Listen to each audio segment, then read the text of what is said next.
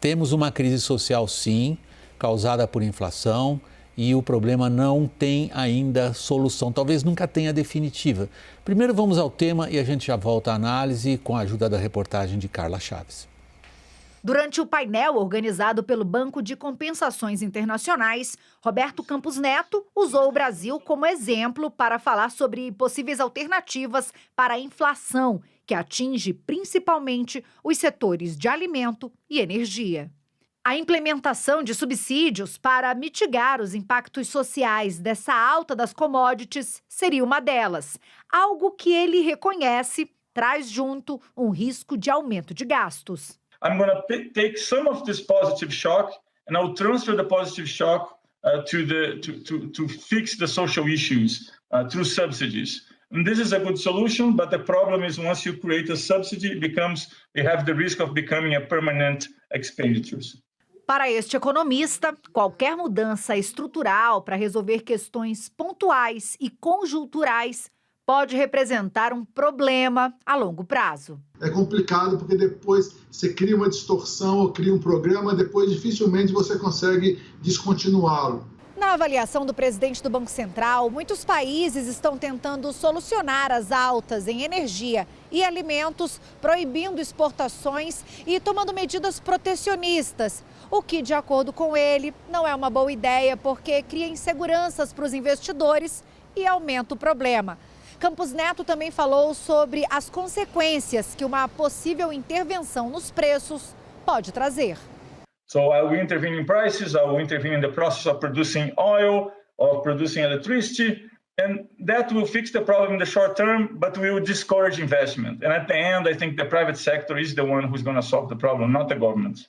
Mas o governo sabe que a conta da disparada dos preços dos combustíveis, que influencia diretamente na inflação, pode chegar em 4 meses, nas eleições. Por isso, o foco é tentar reverter este cenário a tempo, para conter principalmente o aumento do diesel, insumo básico para o transporte de cargas pelo país. Missão que, a curto prazo, este economista acredita ser praticamente impossível. Não tem mágica, a inflação não vai cair tão rapidamente e a forma mais focada de se mexer com esse problema é aumentando a transferência direta de renda para a população mais atingida, ao invés de tentar baixar o preço para toda a população. Vamos então à análise, Thaís Arbex. A nossa intenção inicial nessa edição foi exatamente essa, chamar a atenção para a profundidade, para a amplitude desse problema. Vamos lá, vamos refrescar a situação para o Bolsonaro. A Alemanha está discutindo subsídio, a Espanha está discutindo subsídio. Todo mundo que está passando por uma crise, e o mundo está passando por uma crise dessas, fica pensando como acudir aos mais necessitados. Agora, é óbvio, né? Como disse agora o nosso entrevistado, não tem mágica. A gente tem opções ruins e tem as menos ruins. Como é que os círculos políticos no governo brasileiro estão pensando a respeito das opções diante deles? Que nenhuma é boa, hein? Boa noite, William.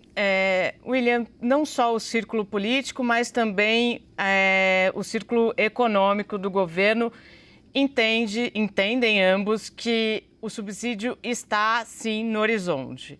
E como fazer com que ele saia do papel é o que está sendo discutido neste momento. Porque na avaliação da equipe econômica, o problema não é o dinheiro. Dá para fazer um subsídio com um valor determinado e tempo determinado. E isso poderia custar no máximo 50 bilhões, se for para uma determinada, para suprir determinado serviço. E aí o importante é estabelecer também o período. E aí qual que é o problema na avaliação de parte da equipe econômica? O problema não é financeiro, mas sim jurídico. Há uma avaliação em parte da equipe econômica de que a lei eleitoral seria um empecilho para isso, para colocar em prática o subsídio. Em contrapartida, já tem uma ala da equipe jurídica do governo que entende que o caminho está bastante claro e desenhado. Um decreto de calamidade por conta da guerra e, em seguida, a edição de uma medida que abre o crédito extraordinário para esse subsídio, ou seja, fora do teto. Esse é o desenho que eu encontrei hoje, William. Você, Caio? Nessa linha também, principalmente a questão do debate jurídico, né? A Advocacia Geral da União está muito dentro desse debate. Você tem advogados da União trabalhando na equipe econômica, né? Isso sempre teve, não é nenhuma anormalidade. Mas dentro da Advocacia Geral da União, pelo que eu levantei, você tem uma ala que lá atrás já contestava a ideia do subsídio, por ele violar, poder infringir, poder ter um questionamento eleitoral em cima disso.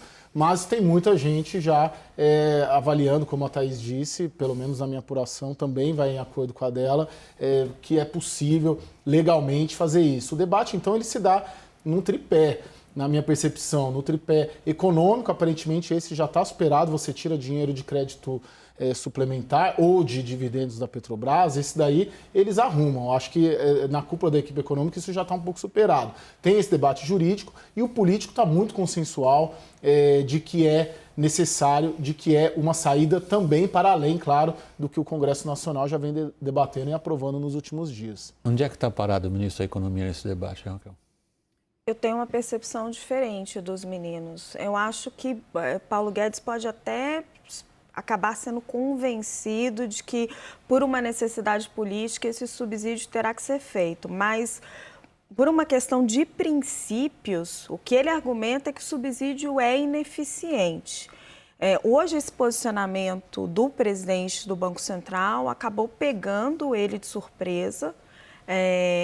Campos Neto pode alegar que foi tirado de contexto, que estava falando em tese, embora tenha citado o Brasil como exemplo, mas ali ele coloca 3 caminhos para solucionar a questão da alta do preço do combustível. O liberalismo total, que ele fala que não é socialmente nem politicamente aceitável. 2, uma intervenção nos preços no mercado de energia, leia-se, uma intervenção na Petrobras, que ele também é contra. E aí ele dá o subsídio como uma boa solução. E o que o ministro Paulo Guedes tem argumentando, olha, calma, vamos esperar, o emprego está melhorando, o fiscal está bem arranjado, a gente pode levar isso mais um pouco. O que eu apurei, William, é que existe uma pressão muito forte da ala política do governo para que Paulo Guedes se mexa em 2 direções. Aprove o subsídio e faça a mudança o mais rapidamente possível na Petrobras. Thaís, com o que a Raquel nos coloca na esfera política desse debate. Na sua primeira intervenção, você assinalou um aspecto técnico relevante, sem dúvida alguma, que é a incidência da lei eleitoral sobre medidas que o governo, qualquer governo, possa pretender adotar numa situação dessas. A Raquel sugere que o debate é muito mais político do que apegado a dispositivos jurídicos. Confere? William, eu tenho uma percepção, a partir das conversas que eu tive hoje na economia, de que não há tanta resistência do ministro Paulo Guedes não ao subsídio. O que ele tem defendido ali para pessoas próximas é de que há 3 linhas de atuação. Isso segundo ele tem dito nas conversas. A primeira delas diz respeito à questão do ICMS. E o governo estaria atuando em 2 frentes. A primeira delas, na jurídica, com aquela ação que está sob a relatoria do ministro André Mendonça no Supremo Tribunal Federal. A segunda, com esse projeto sobre o qual a gente tem tratado todos os dias aqui no WW, o projeto 18... Vamos tratar na sequência. Que estabelece o teto do ICMS.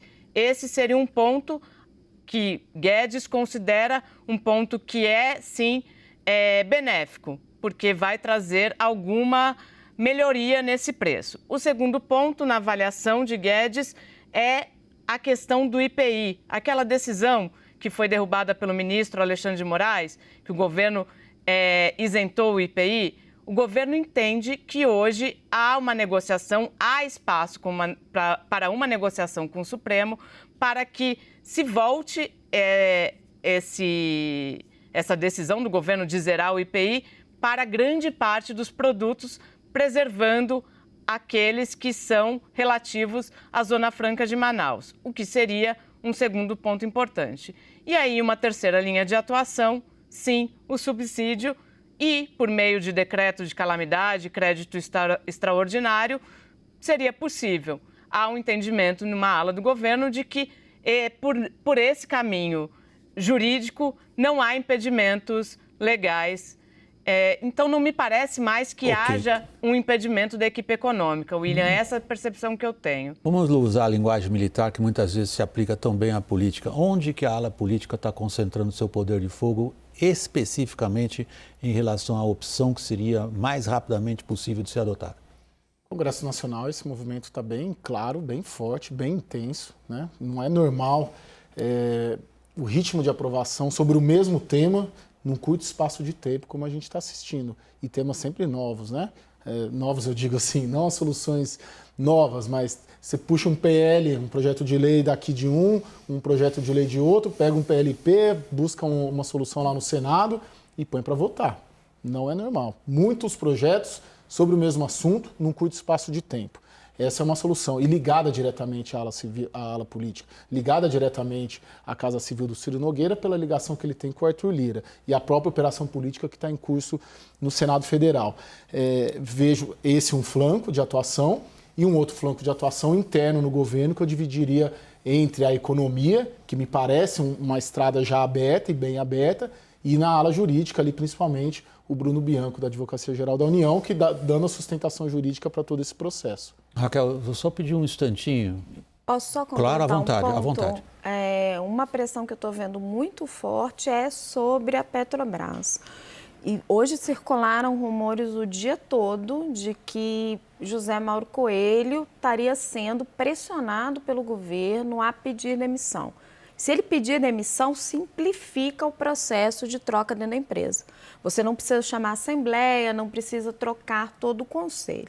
Em conversas reservadas, ele nega. Diz que não vai sair do cargo, que não vai dar essa porta aberta para o governo. Ontem, o Caio Paes de Andrade, que foi escolhido pelo governo para substituir o Zé Mauro, se tornar o novo presidente da Petrobras, teve uma reunião com os conselheiros escolhidos pelo governo na Petrobras, porque dentro do conselho você tem aqueles conselheiros escolhidos pelos acionistas minoritários e os conselheiros escolhidos pela União. Isso são 5. Caio Mário já teve essa reunião com esses conselheiros escolhidos pela União, o que é uma coisa até um pouco estranha, na verdade, porque ele ainda não passou pela peneira toda de governança da Petrobras, não passou pela Assembleia, mas enfim, essa reunião aconteceu. E o governo está tentando nessas duas frentes, trabalhando na lista que precisa apresentar para aprovar o conselho todo, mas que uma demissão do Zé Mauro seria uma saída mais rápida, o que ele promete resistir. Você desceu a um ponto específico, nesse grande dilema, que é para qualquer governo, mas especificamente um governo para a reeleição como esse, que é quais são as opções diante da mesa e quais eu assumo primeiro. No caso, você está se referindo à intervenção direta numa política de formação de preços via mudança no topo da empresa. A Thaís e o Caio ressaltaram exatamente os aspectos políticos relacionados à possibilidade de ação no Congresso.